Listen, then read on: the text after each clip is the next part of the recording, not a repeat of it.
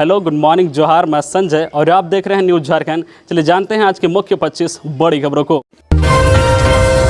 PM Modi ने देशवासियों से की कोरोना से सतर्क रहने की अपील। कहा, हम सावधान रहेंगे तो सुरक्षित भी रहेंगे। प्रधानमंत्री नरेंद्र मोदी ने रविवार को साल 2022 की आखिरी बार मन की बात की। सुबह 11 बजे उनके मासिक रेडियो कार्यक्रम का प्रसारण हुआ। इस दौरान पीएम ने साल 2022 की उपलब्धियों का जिक्र किया और आने वाली साल की चुनौतियों पर चर्चा की। पीएम मोदी ने कोरोना को लेकर सावधान रहने की हिदायत दी है। पीएम ने कहा है कि आप भी देख रहे हैं कि दुनिया के कई देशों में कोरोना बढ़ रहा है, इसलिए हमें मास्क और हाथ धुलने जैसी सावधानियों का और ज़्यादा ध्यान रखना है।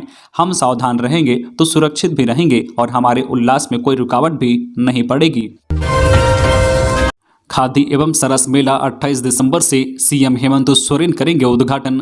देश में खादी को बढ़ावा देने के लिए समय समय पर मेले का आयोजन किया जाता है। इसी उद्देश्य से राजधानी रांची में भी खादी एवं सरस मेला का आयोजन किया जा रहा है। रांची के मोरहाबादी मैदान में 28 दिसंबर से 8 जनवरी 2023 तक इस मेले का आयोजन किया जा रहा है। खादी एवं सरस महोत्सव का उद्घाटन मुख्यमंत्री हेमंत सोरेन 28 दिसंबर को शाम 4 बजे करेंगे। मेले में खादी से संबंधित स्टॉल होंगे, साथ ही झारखंड की संस्कृति और सभ्यता भी देखने को मिलेगी। खादी बोर्ड के सीईओ रखाल चंद्र बेसरा ने बताया है कि मेला परिसर में 2 बड़े हैंगर होंगे, जिसमें 8 सेक्शन हैं और सभी सेक्शन का नाम झारखंड के लोकप्रिय त्यौहार व नृत्य पर होंगे। उन्होंने बताया कि झारखंड सरकार के कई विभाग इसमें पार्टिसिपेट कर रहे हैं। मेले को बढ़ावा देने के लिए उद्घाटन के दिन लोगों की एंट्री फ्री रखी गई है। 64 स्कूली बच्चों को लेकर बिहार के गया से हुंड्रू फॉल जा रही बस रांची में पलटी। 20 घायल, 5 रिम्स रेफर। क्रिसमस यानी 25 दिसंबर के दिन झारखंड की राजधानी रांची स्थित हुंड्रू फॉल घूमने आए बिहार के स्कूली बच्चों से भरी एक बस सिकिदिरी में पलट गई। इसमें कम से कम 20 बच्चे घायल हो गए। 4 से 5 बच्चों को थोड़ी ज्यादा चोट आई थी। सभी को उन्हें Rajendra institute of medical sciences RIMS refer कर दिया गया है। बाकी बच्चों का थाना परिसर में ही स्थानीय डॉक्टर कंपाउंडर की मदद से प्राथमिक उपचार किया गया। बस में सवार बच्चों ने बताया है कि ड्राइवर की लापरवाही से बस दुर्घटनाग्रस्त हुई। ड्राइवर से कई बार कहा गया कि स्पीड कम रखे, लेकिन वह नहीं मान रहा था। ये सभी बच्चे हुंड्रू फॉल घूमने जा रहे थे। हुंड्रू फॉल सिकिदिरी मार्ग के डॉक्टर मोड़ के पास चालक ने नियंत्रण खो दिया और बस दुर्घटनाग्रस्त हो गई। सभी बच्चे बिहार के गया जिले से आए थे। बस में 64 विद्यार्थी और 6 शिक्षक सवार थे। मौसम अपडेट। राज्य में फिर बदलेगा मौसम। रांची में 31 दिसंबर तक छाए रहेंगे आंशिक बादल। मौसम विभाग के अनुसार पूरे राज्य के मौसम में बदलाव आने की संभावना है।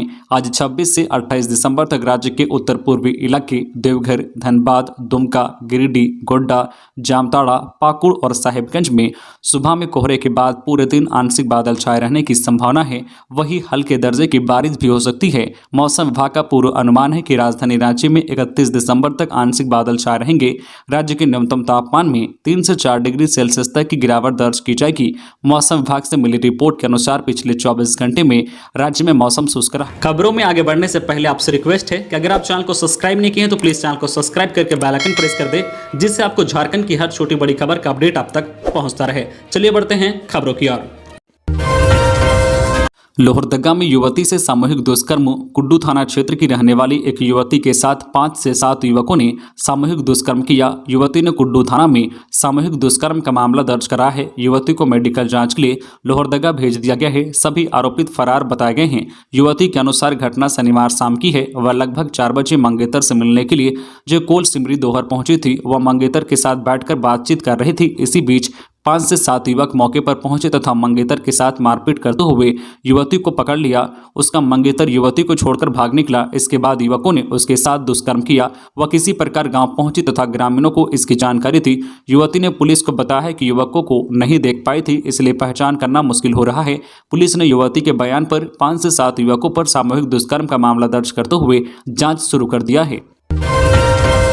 हजारीबाग के बड़कागांव में कंस्ट्रक्शन साइट पर गोलीबारी, मची अफरा तफरी।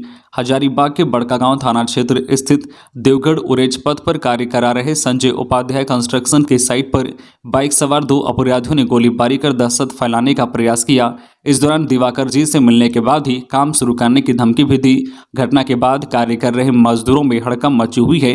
गोलीबारी की सूचना मिलते ही पुलिस मौके पर पहुंची। बताया जाता है कि टोकी सूद की ओर से काले रंग की बाइक पर सवार 2 लोग आए और कार्य बंद करने की धमकी देते हुए हवाई फायरिंग कर दहशत फैलाया।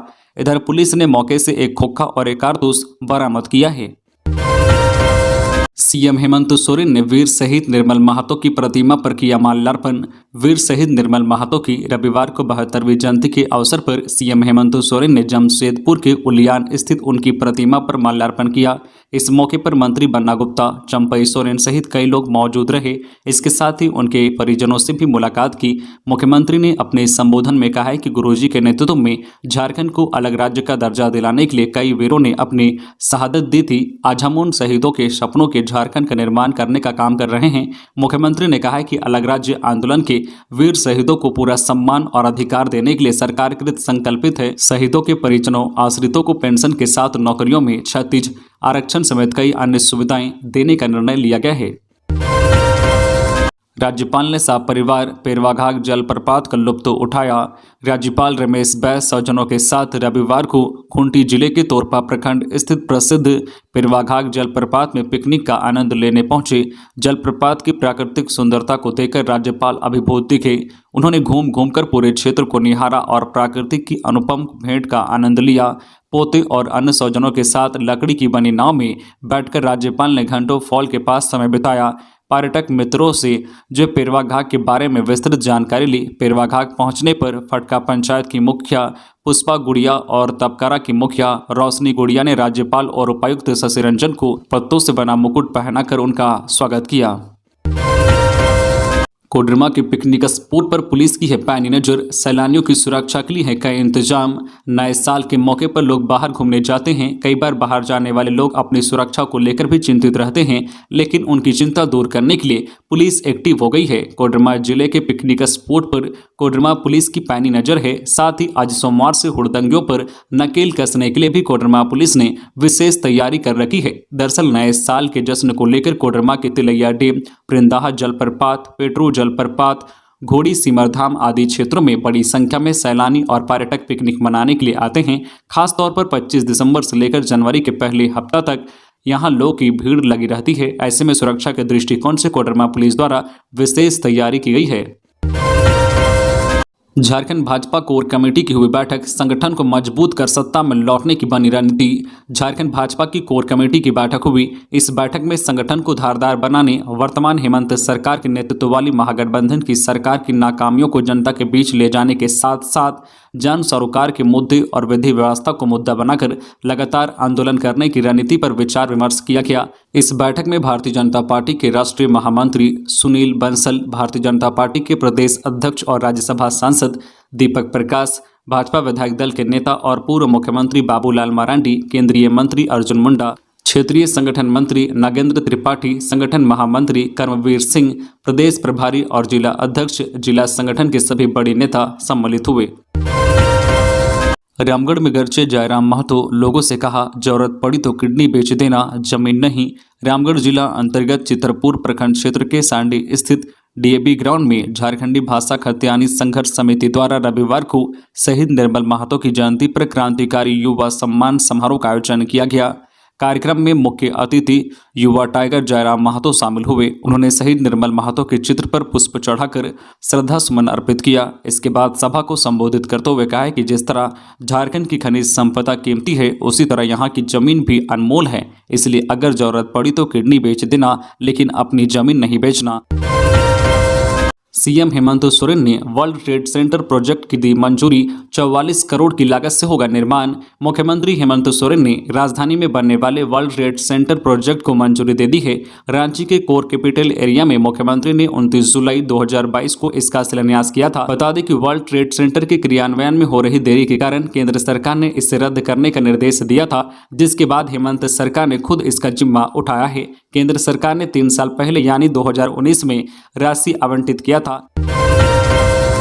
क्रिसमस के मौके पर रांची में लगा न्यू ईयर मेला, मोरहाबादी के चिल्ड्रन पार्क में खूब झूमे लोग। झारखंड की राजधानी रांची में क्रिसमस के मौके पर न्यू ईयर मेला का आगाज हुआ। ऐतिहासिक मोरहाबादी मैदान में स्थित शहीद संकल्प चिल्ड्रन पार्क में टीम एस ने नए अंदाज में नए वर्ष 2023 का आगाज करने की तैयारी की है। टीम एस ने शहीद संकल्प चिल्ड्रन पार्क में न्यू ईयर मेला का आयोजन किया है, जिसमें अनोखे स्टॉल लगाए गए हैं। बच्चों से बड़ों तक के लिए कई प्रतियोगिताओं का आयोजन किया गया है। साथ ही दर्शकों के लिए मनोरंजन कार्यक्रम की व्यवस्था की है। ताजिकिस्तान में फंसे झारखंड के 44 मजदूरों की सोमवार को होगी वापसी। मजदूरों ने वीडियो भेजकर जताया आभार। जनप्रतिनिधियों की पहल के बाद ताजिकिस्तान में फंसे झारखंड के प्रवासी मजदूरों की वापसी होनी तय हो गई है। सोमवार को सभी प्रवासी मजदूरों की वापसी हो रही है। वहां फंसे मजदूरों ने वीडियो भेजकर वतन वापसी की गुहार लगाई थी। अब उन्होंने फिर एक वीडियो शेयर किया है जिसमें मजदूरों ने उनकी सकुशल वापसी के लिए पहल करने वाले जनप्रतिनिधियों के प्रति आभार प्रकट किया है।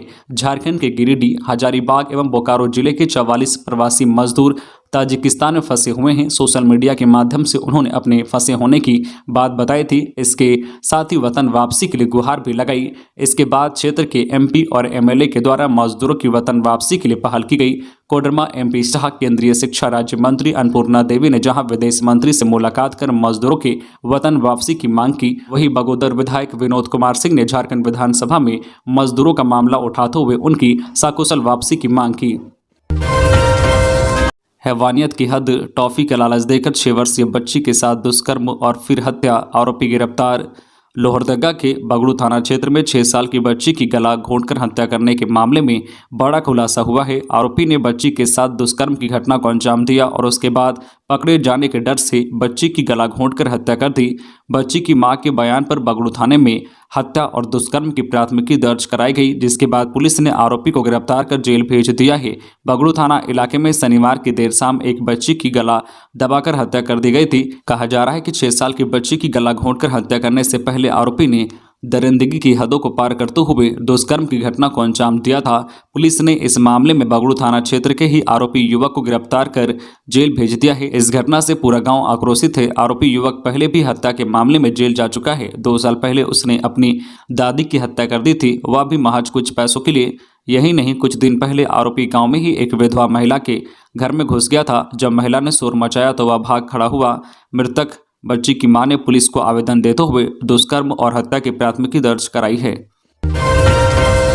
मास्क और सैनिटाइजर की बढ़ी मांग, ये पाबंदियां लागू। चीन, जापान, अमेरिका, कोरिया, ब्राजील और फ्रांस में कोरोना संक्रमण के बढ़ते मामले ओमिक्रॉन BF.7 के दस्तक से लोग परेशान हैं। वहीं झारखंड सरकार के अपर मुख्य सचिव अरुण कुमार सिंह ने सभी उपायुक्तों को कोविड गाइडलाइन को सख्ती से लागू कराने का आदेश दे दिया है।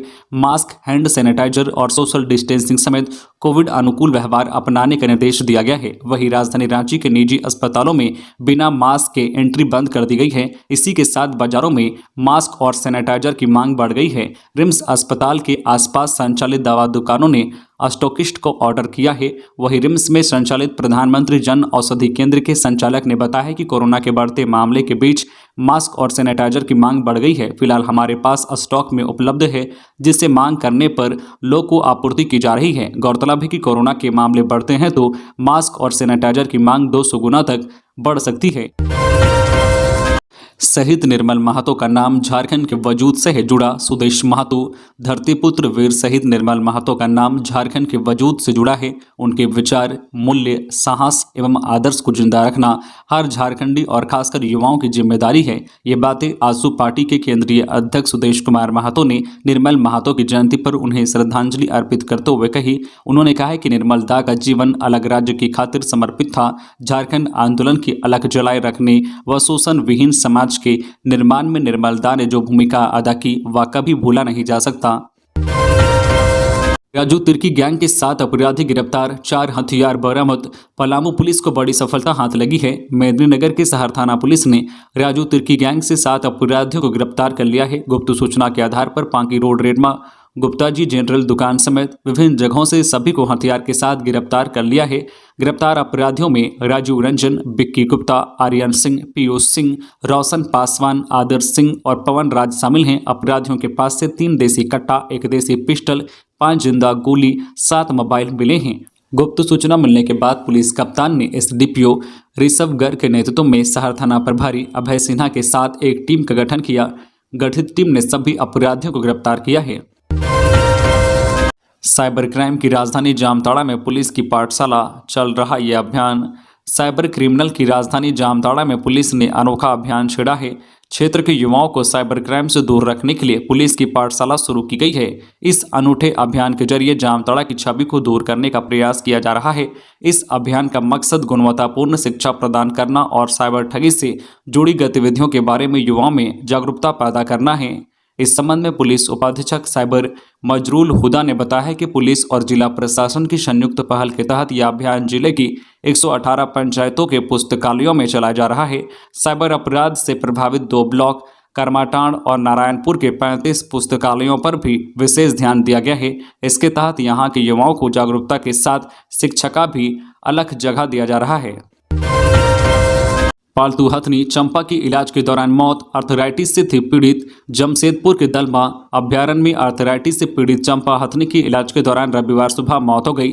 दरअसल वह विगत लंबे समय से बीमार चल रही थी। बता दें कि शुक्रवार को चंपा हथनी चलते चलते अचानक गिर गई, जिसके बाद वन विभाग और पशु चिकित्सकों की टीम ने चंपा का इलाज शुरू किया था। इस क्रम में चंपा शनिवार को कोमा में रही और रविवार सुबह वह अंतिम सांस ली। चंपा की मौत से वन विभाग में मातम पसरा हुआ है। बता दें कि चंपा 67 साल की थी। उसे साल 2010 में धनबाद के एक महावत से रेस्क्यू कर दलमा अभ्यारण्य लाया गया था।